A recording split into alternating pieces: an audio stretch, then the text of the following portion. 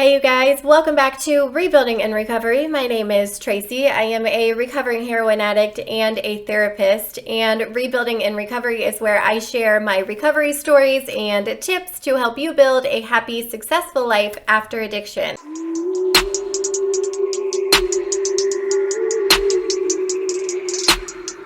Check out down below the video to connect with me on my other social media platforms, to see about my services, or to join my free virtual motivational recovery support group. Before we start, hit that subscribe button. It really helps to keep this channel going and to help us break the stigma surrounding addiction. And one more thing before we start, have you guys seen the Jeffrey Dahmer series on Netflix? I made the mistake of watching it in bed. My heart was literally racing. I had butterflies in my stomach for that poor man. Really intense show, intense the way you can't stop watching. What did you guys think about it? So I'm going to be sharing something interesting with you guys today. I'm going to be sharing my interpretation of the Stanford Prison Experiment. If you have not heard of the Stanford Prison Experiment, it is a real-life psychological experiment that took place in the 1970s. I am not a psychologist, but I do have a master's degree in the mental health field. I have also served time in jails and prisons. My interpretation is basically going to compare what the experiment shares compared to what I've experienced as an inmate, as well as provide a little bit of the scientifics behind what happens in your brain when you have a position of power. Now, this experiment is so important because it details what happens to an individual's morals and behaviors when they are in a position of power. Now, we have tons of positions of power out in the world, right? We have jailers, police officers, judges. The outcome of what happens is really quite disturbing. It demonstrates a significant change in these people's morals and behaviors when they are in power position. Even more disturbing is that we give so many people in the world these positions of power. And has anybody really dove into the standards that these power positions are held to? So that's what we're jumping into today, the Stanford Prison Experiment and how it relates to the real-life prison experience of a therapist. Now, in 1971, Philip Zimbardo randomly selected 24 students at Stanford University for a psychological experiment. The experiment was meant to test what happens to people's morals and behaviors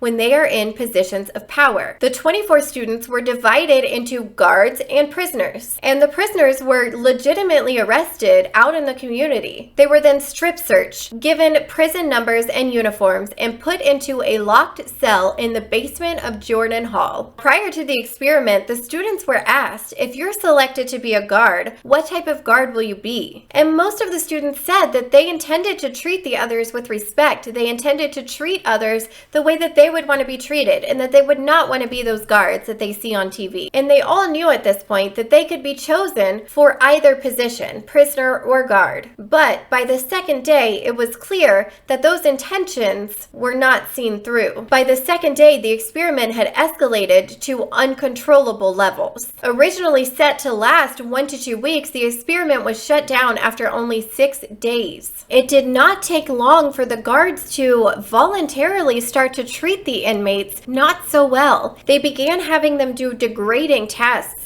such as ordering them to do push-ups, placed them in solitary confinement, and did degrading things to them, such as tripped the inmates and acted overall unkind and disrespectful, to the point where the prisoners quickly revolted. At that point, it became a battle between inmate and guard. The prisoners barricaded themselves in their rooms, threw their mattresses around, screamed, cried, and begged to be released. One boy even contemplated ending his life or contacting a lawyer to get him out of this fake jail. The girlfriend of Zimbardo actually described one of the student guards to be Jekyll and Hyde between how the student was when she met with him and how the student was with the inmates.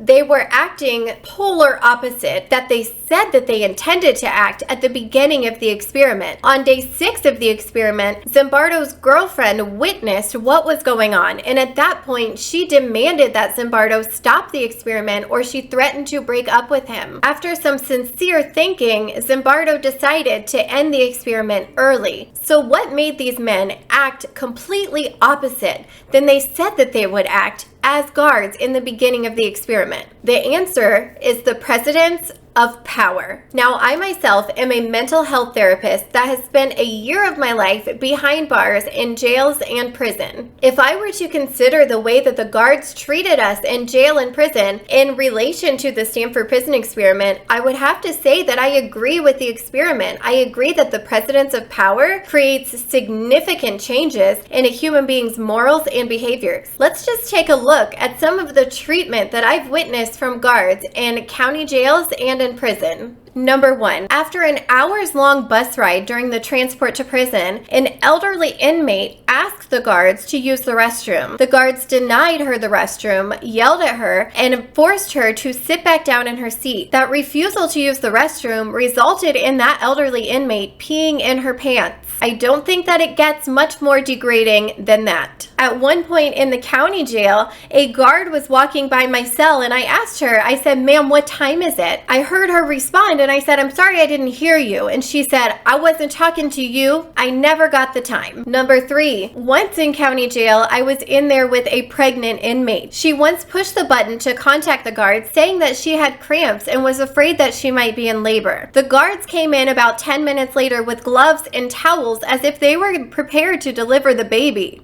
No, a pregnant person experiencing cramps should have medical care, not the care of some guards in gloves. I was once arrested for a warrant that didn't exist. I was released the next day when they found out that that was the case, and I never once received any apologies. In fact, I still had to pay to get my car out of impound. I completed a hardcore physical detox from heroin in a jail cell. At no point did I receive medical care, and at one point a guard stuck his head in and said, "Hey, are you still alive?"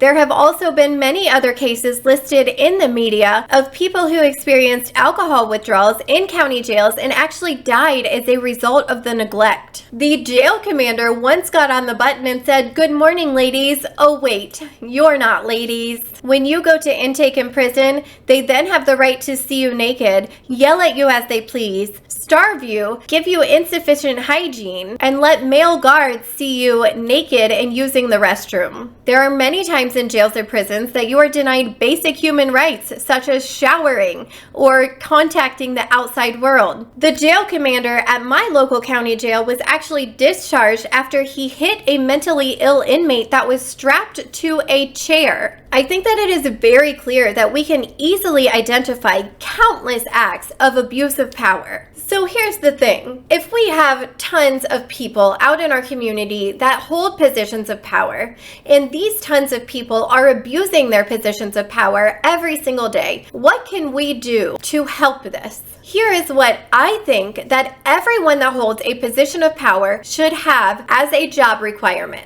Number 1, strict standards. There should always be supervision. There should always be someone there to call them out if they are not acting appropriately. They should always have to answer for their actions, no matter how insignificant. Number 2, no position of power should make big decisions alone. There should always be a team in place to help make a just decision. I also believe that people in positions of power should receive regular therapy and self-assessments to ensure that they are acting within their own moral means. And lastly, I think that it would be very beneficial for all positions related to jails, such as jailers, police officers, judges, to spend time incarcerated. Even if it's only a day, I think that they should absolutely know what they are doing to people. I think that they should feel what these people feel before they are allowed to hand out a jail sentence or before they are allowed to put those handcuffs on. They need to understand exactly what they're doing to other people, and experiencing that feeling for themselves would help keep them in check. Okay, so here's the thing, guys. Power actually does something to our brains. You guys have heard me talk about dopamine, right? Dopamine is the feel-good hormone that is impacted by drug use. When we use drugs, our dopamine shoots sky high, and that is what makes drugs so addicting to us. Well, power does the same thing. Power ignites a dopamine response. Using your power causes your dopamine to soar sky high. And at that point, power becomes addicting and power becomes intoxicating. And as we know from our addictions, when our dopamine levels are not functioning appropriately, we begin to not act appropriately. So in the same way that we do not act appropriately during addiction because of our whack dopamine, these people in positions of power often are also not acting appropriately because of their disproportionate dopamine as well. I think that the fact that we have so many people in these power positions, yet we don't have any of these regulations that I mentioned in place, is a very scary thought. And I think that it says a lot about our criminal justice system. The more that we can bring awareness to this situation, the more we may be able to create change in the future. I hope that you guys enjoyed my interpretation of the Stanford Prison Experiment, and I highly encourage all of you to read the experiment or watch the movie that they made on it and learn more about what happened during that 6 days. I thank you guys for being here, and I will see you next Saturday.